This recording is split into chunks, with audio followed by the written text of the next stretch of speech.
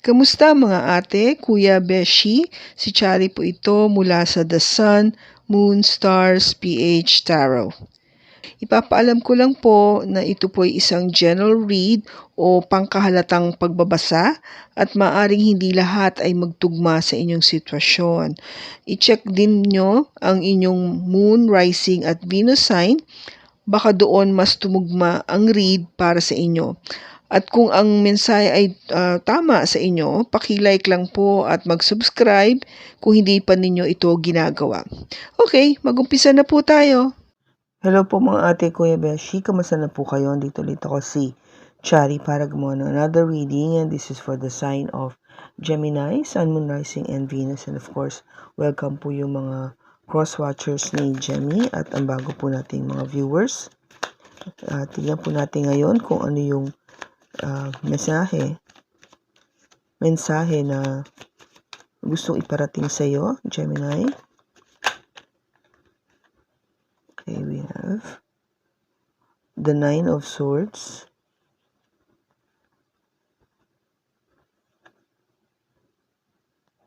we have the Six of Wands, we have the Moon,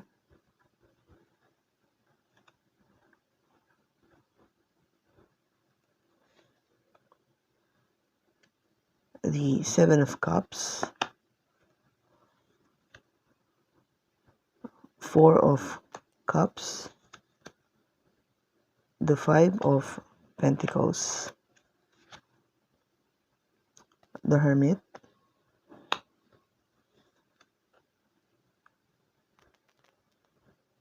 Seven of Wands, Six of Cups, and the Knight of Wands. Bottom niya is the Three of Cups.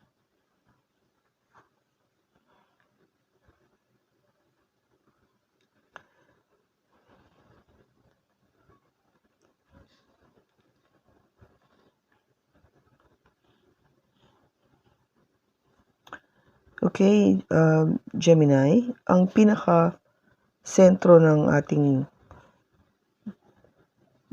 pagbasa ngayon ay itong Nine of Swords.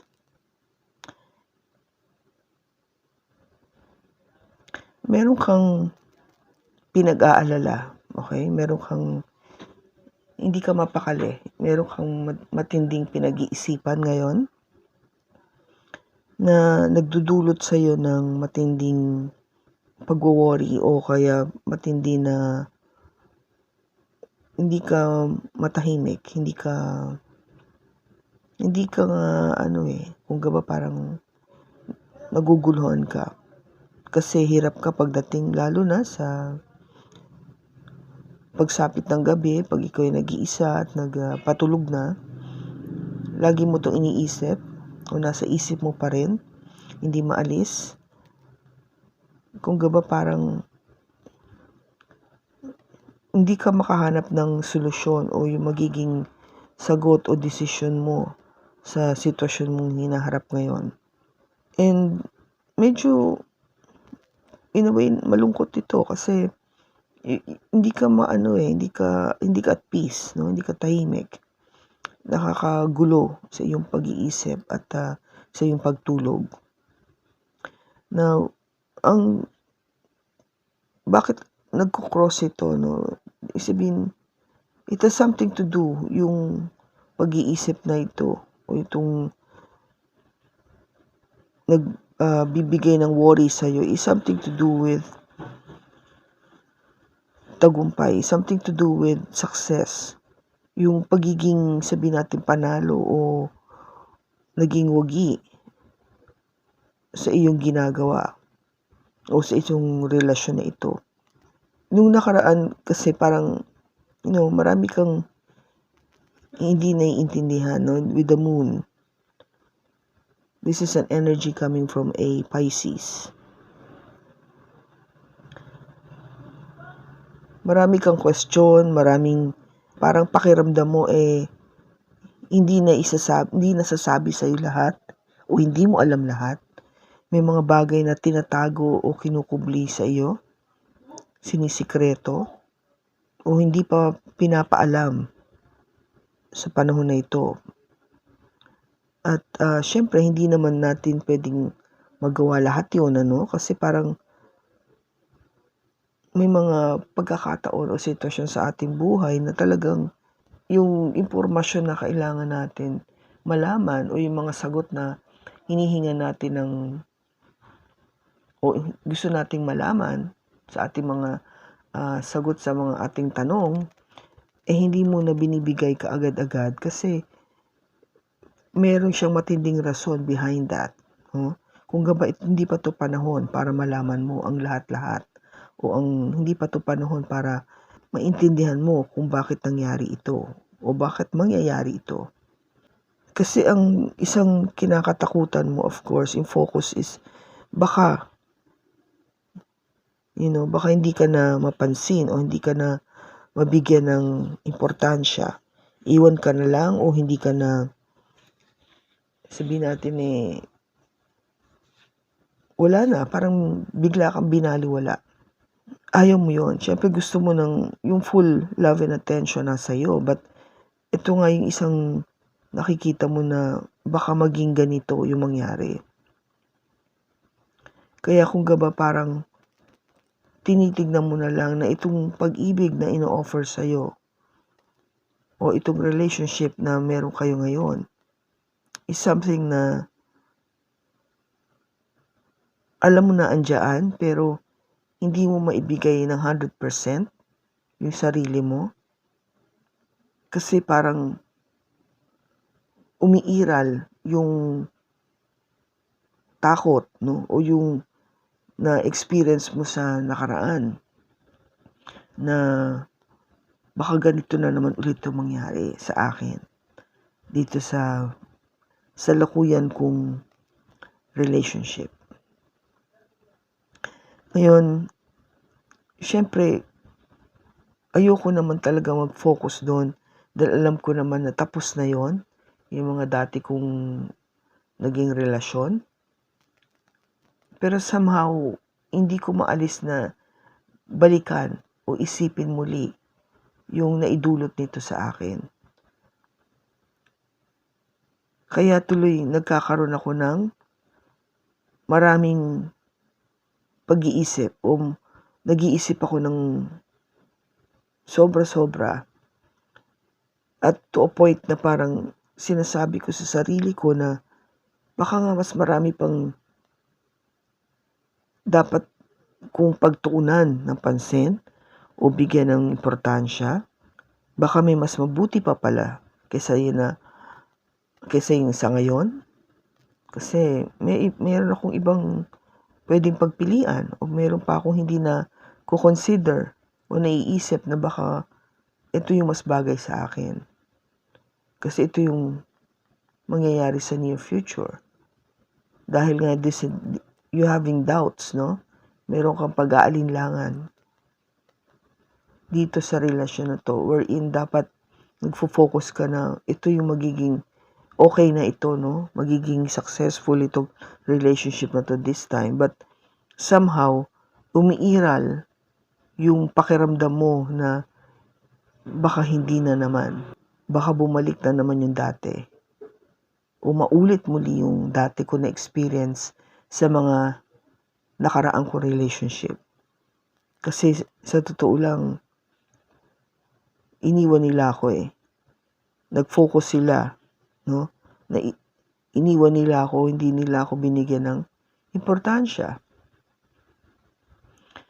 Kaya, ang sinasabi dito is, mag-isip ka ng mabuti, Gemini, Be on a hermit mode. This is an energy coming from a Virgo. Pag-isipan mo, reflect ng malalim para tignan mo kung bakit ba nangyayari ito. Why do you keep having these negative thoughts about this relationship wherein meron ng posibilidad na maging successful ito.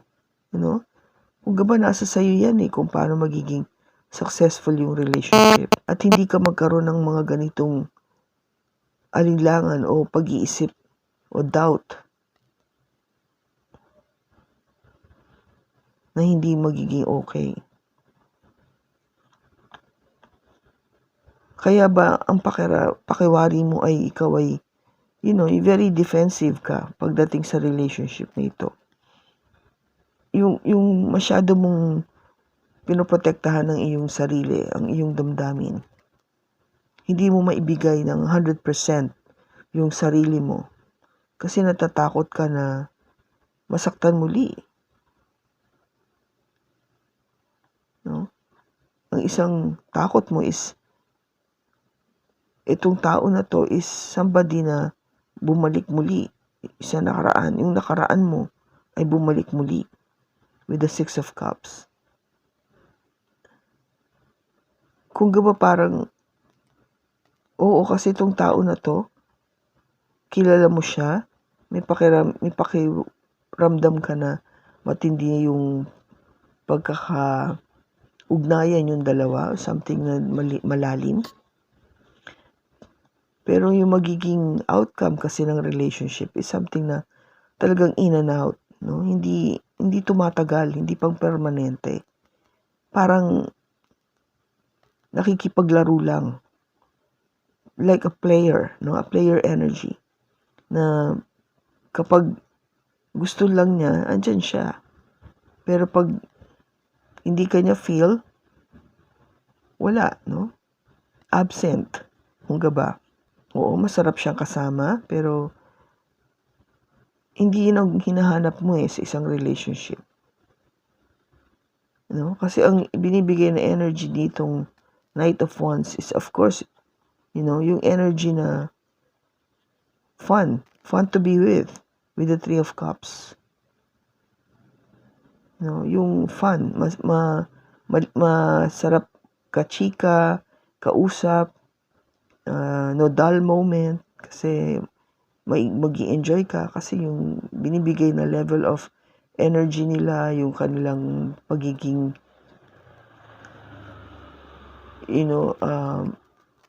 fun, and they just like to be like the center of the party, very confident. Kaya kung ba parang as if there's no problem at all, no? Kaya nga lang, nakikita mo kasi with the Page of Swords, hindi ito yung tao na ang gusto mo kasi yung somebody na talagang diretso, no? You're a Gemini. You're an air sign. Kaya kailangan sa'yo yung communication is very important. Nakakausap mo ng masinsina, ng diretso, ng straightforward. Walang takot. Dahil dyan kaya, alam mo yung pakiramdam mo na baka masaktan na naman ako pag hindi ko nakita itong mga katangian na to na hinahanap ko sa isang relationship. Which is ayokong masaktan muli. Dahil ang hanap ko ay maging maligaya. Maging maligaya yung relationship namin. Okay? Yun yung hinahanap ko. Yun yung kaligayahan. Ayaw mo lang ng maging pansamantalang kaligayahan. Gusto mo meron talagang honest to goodness na communication. Dahil ayaw mo nang masaktan. At ang gusto mo ay talagang tunay na kaligayahan. Okay, Gemini? Nakikita mo?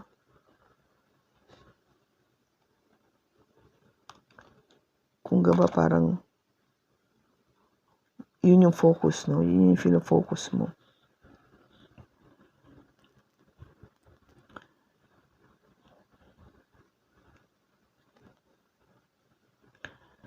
Tingnan natin. Bakit andito yung Knight of Wands?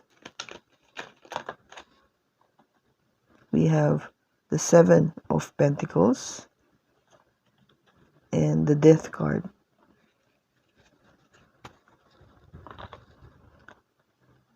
Yung outcome dito, No? Ang sinasabi is, matagal ka na kasi nag-invest dito sa relationship na to with the Seven of Pentacles. Kung gaba parang nawalan ka na ng pag-asa, namatay with the Death card. Yung pag-asa na magiging kami o magiging okay, nawala. It just died. No? Parang naglaho. Hindi na natuloy, hindi na natupad. Kung gaba sa investment is nag-flop, hindi naging successful.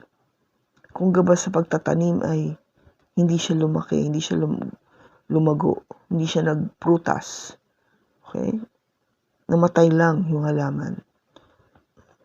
Inalagaan mo naman, pero eventually kasi namatay dahil sa ugali na to o sa pangyayari na to. Yun yung outcome na nakikita ko dito, Gemini. Okay? So, tignan natin kung ano pa yung susunod nito sa susunod na reading, kung ano yung mangyayari. Kasi sa ngayon, ito yung lumalabas sa pagbasa sa'yo sa araw na to. Abangan mo yung magiging parang part 2 nitong reading na to para makita natin kung ano yung giging conclusion. Okay? So, sa ngayon, maraming salamat sa pagsama mo sa akin, Gemini, dito sa pagbasa na to. Sa susunod po muli, ingat ka and God bless.